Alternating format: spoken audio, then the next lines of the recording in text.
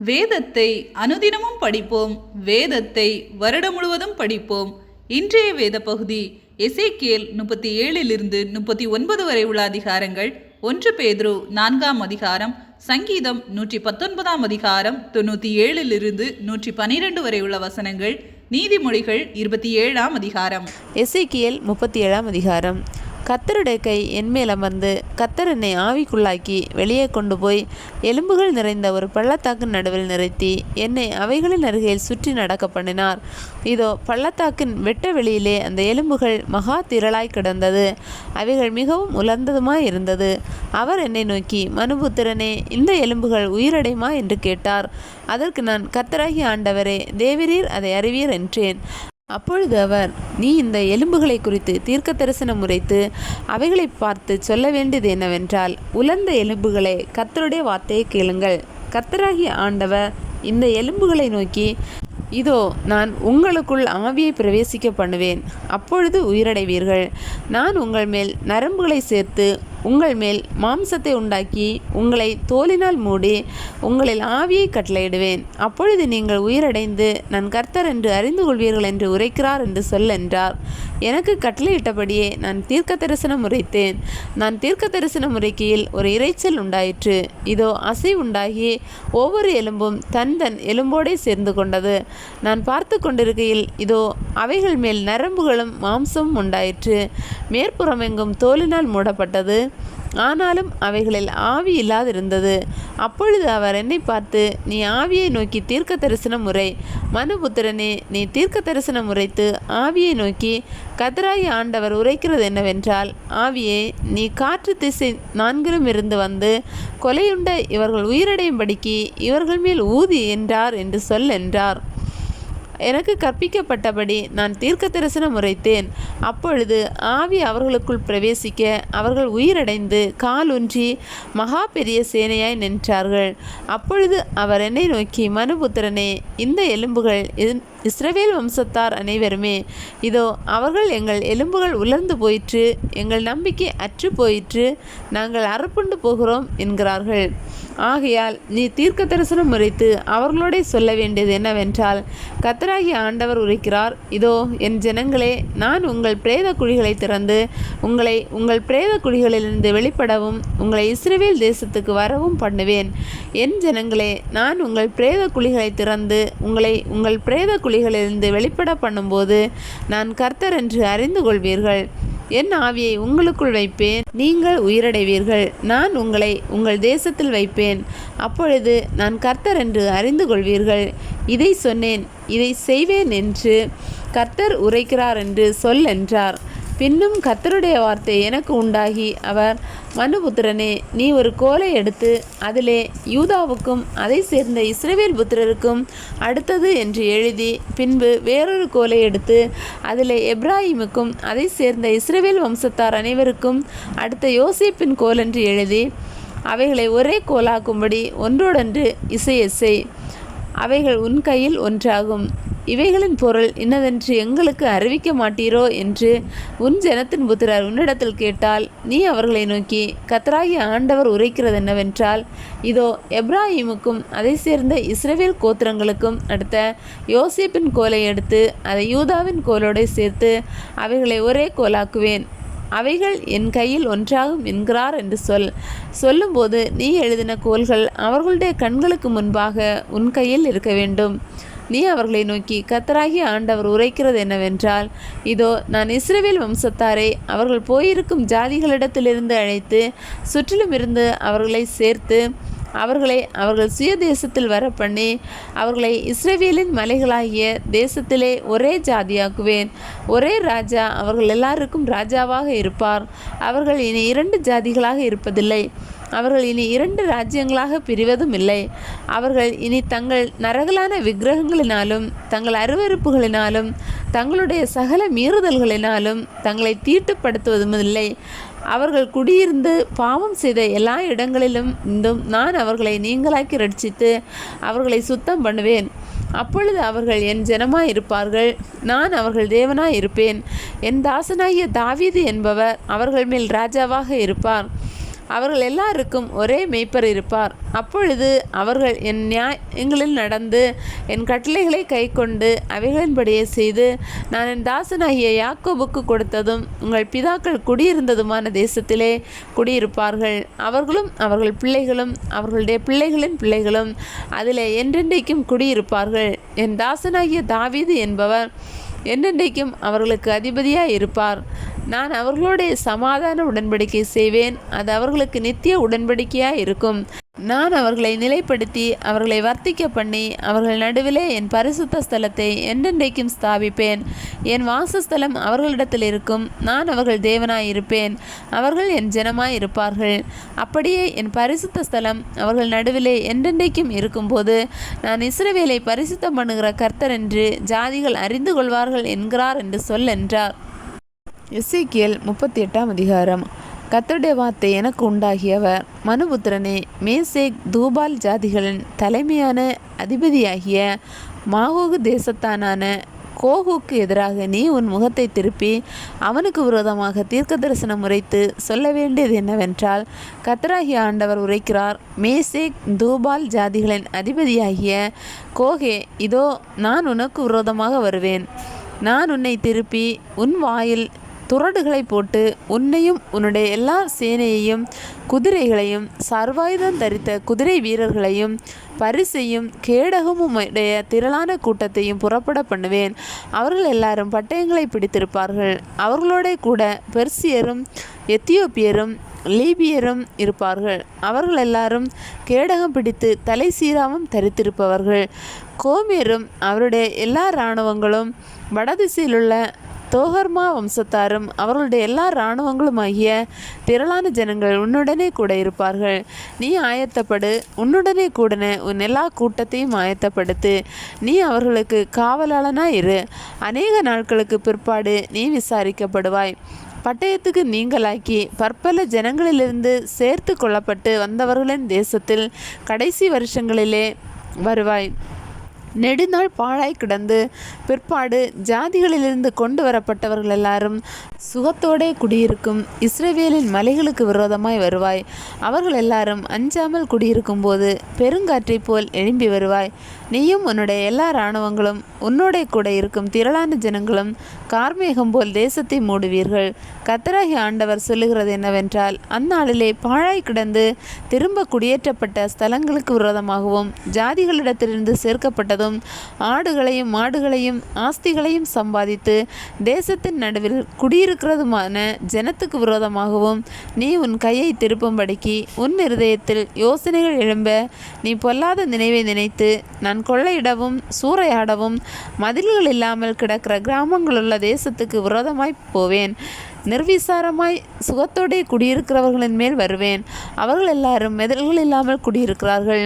அவர்களுக்கு தாழ்பாலும் இல்லை, கதவுகளும் இல்லை என்பாய். சேபா தேசத்தாரும் தேதான் தேசத்தாரும் தர்ஷீசின் வர்த்தகரும் அதனுடைய பால சிங்கங்களான அனைவரும் உன்னை நோக்கி, நீ கொள்ளையிட அல்லவோ வருகிறாய் என்றும், நீ சூறையாடி வெள்ளியையும் பொன்னையும் ஆஸ்தியையும் எடுத்து கொள்கிறதற்கும் ஆடுகளையும் மாடுகளையும் பிடிக்கிறதற்கும் மிகவும் கொள்ளையிடுகிறதற்கும் அல்லவோ உன்னுடைய கூட்டத்தை கூட்டினா என்றும் சொல்லுவார்கள். ஆகையால் மனுபுத்திரனே, நீ தீர்க்க தரிசனம் உரைத்து கோகை நோக்கி சொல்ல வேண்டியது என்னவென்றால், கர்த்தராகிய ஆண்டவர் உரைக்கிறார், என் ஜனமாகிய இஸ்ரவேல் சுகமாய் குடியிருக்கிற அக்காலத்திலே நீ அதை அறிவாய் அல்லவோ. அப்பொழுது நீயும் உன்னுடனே கூட திரளான ஜனங்களும் வடதிசையில் உள்ள உன் ஸ்தானத்திலிருந்து வருவீர்கள். அவர்கள் பெரிய கூட்டமும் திரளான சேனையுமாய் இருந்து எல்லாரும் குதிரைகளின் மேல் ஏறுகிறவர்களாய் இருப்பார்கள்.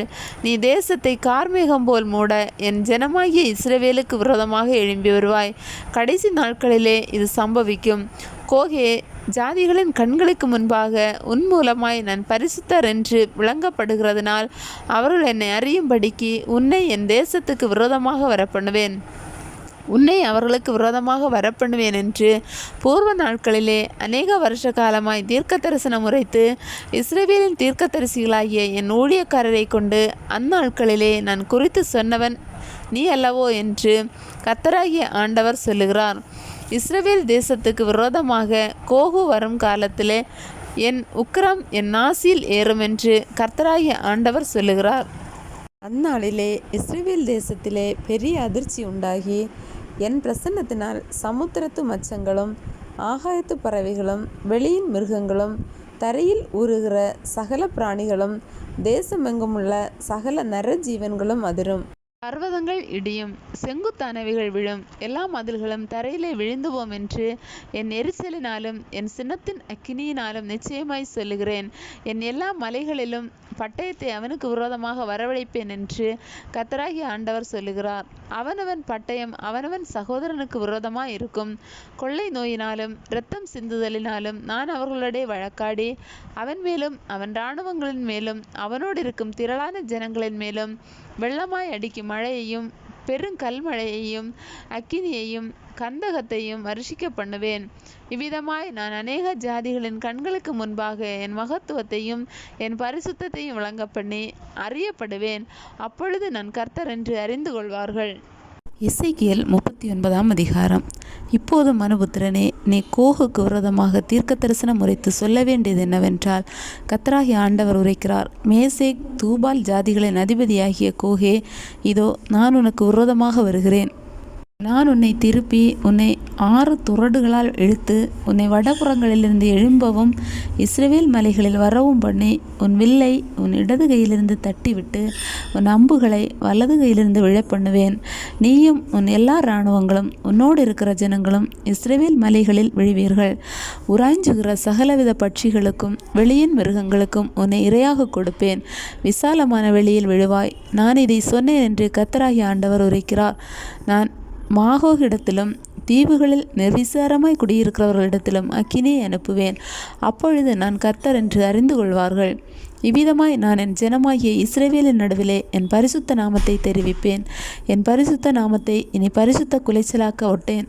அதனால் நான் இஸ்ரவேலில் பரிசுத்தராகிய கர்த்தர் என்று புறஜாதிகள் அறிந்து கொள்வார்கள்.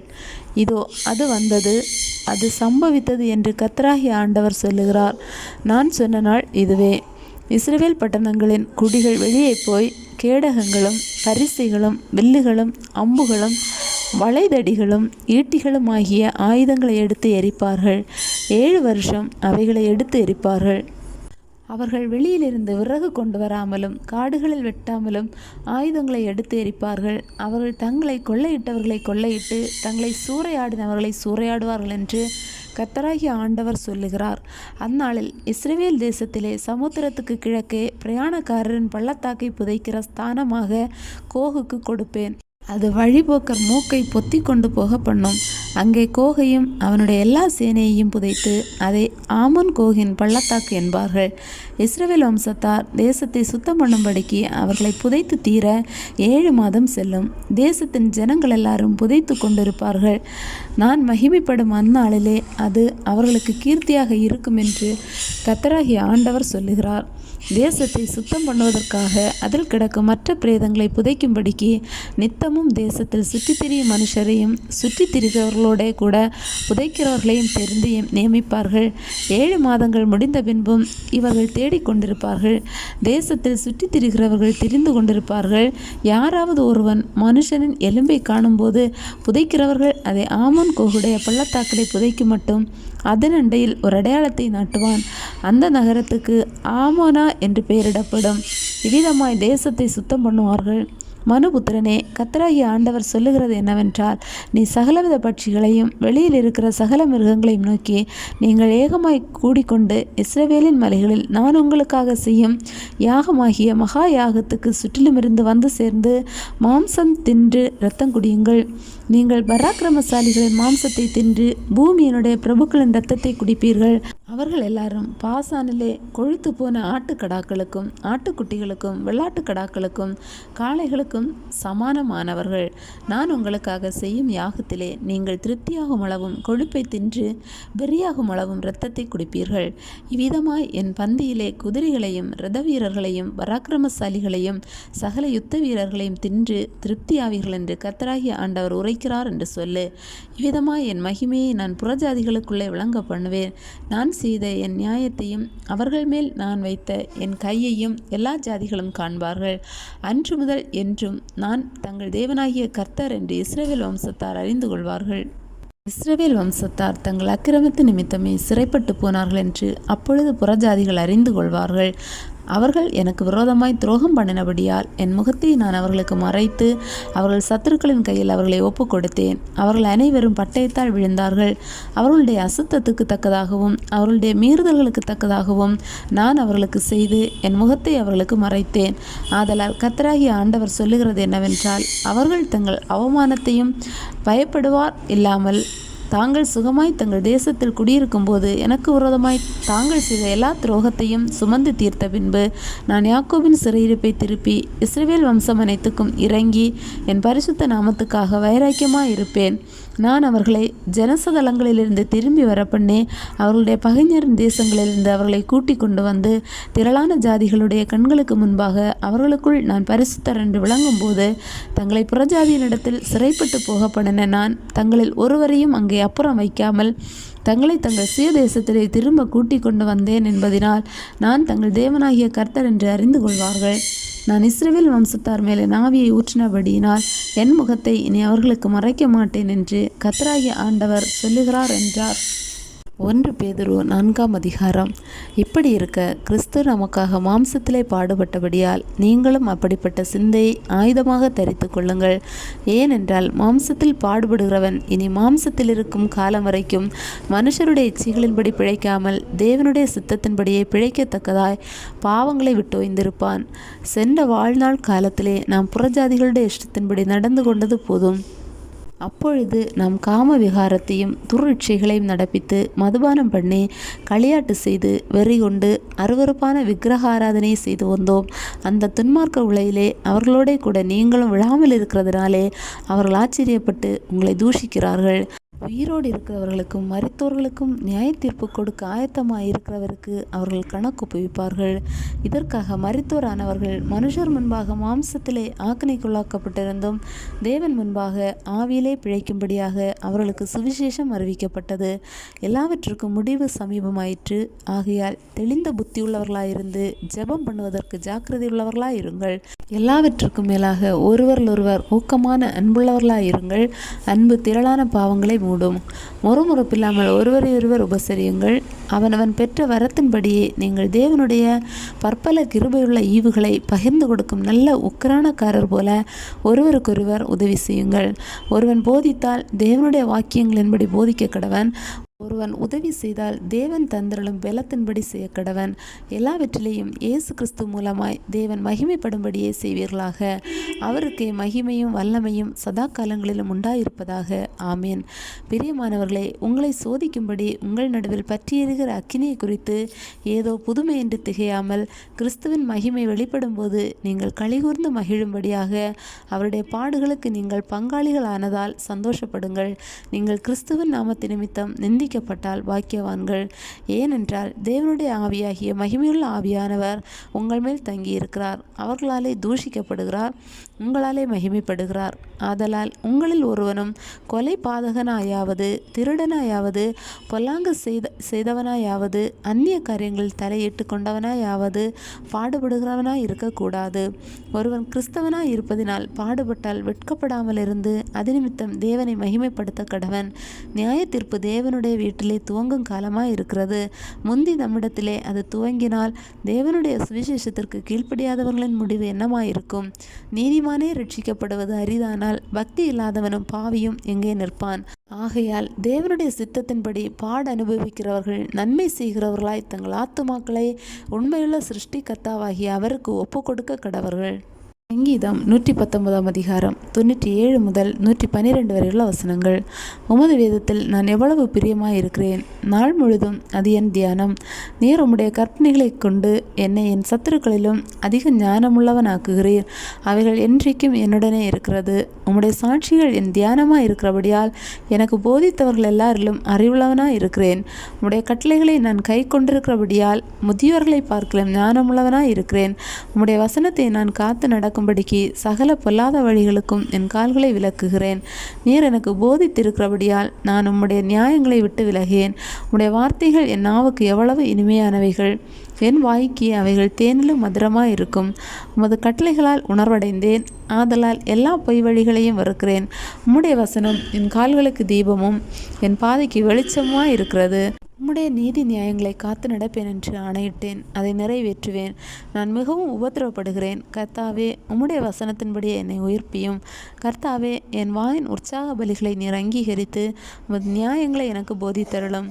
என் பிராணன் எப்பொழுதும் என் கையில் இருக்கிறது, ஆனாலும் உம்முடைய வேதத்தை மறவேன். துன்மார்க்கர் எனக்கு கண்ணி வைக்கிறார்கள், ஆனாலும் நான் உம்முடைய கட்டளைகளை விட்டு வழி தவறேன். உம்முடைய சாட்சிகளை நித்திய சுதந்திரமாக்கி கொண்டிருக்கிறேன், அவைகளே என் இருதயத்தின் மகிழ்ச்சி. முடிவு பரியந்தம் இடைவிடாமல் உம்முடைய பிரமாணங்களின்படி செய்ய என் இருதயத்தை சாய்த்தேன். நீதிமொழிகள் 27ஆம் அதிகாரம். நாளைய தினத்தை குறித்து பெருமை பாராட்டாதே, ஒரு நாள் பிறப்பதை அறியாயே. உன் வாயல்ல புறத்தியானே உன்னை புகழட்டும், உன் உதடு அல்ல அந்நியனே உன்னை புகழட்டும். கல் கனமும் மணல் பாரமுமாயிருக்கும், மூடனுடைய கோபமோ இவ்விரண்டிலும் பாரமாம். உக்கிரம் கொடுமை உள்ளது, கோபம் நிஷ்டூரம் உள்ளது. பொறாமையோவென்றால் அதற்கு முன் நிற்கத்தக்கவன் யார்? மறைவான சிநேகத்தை பார்க்கிலும் வெளிப்படையான கடிந்து கொள்ளுதல் நல்லது.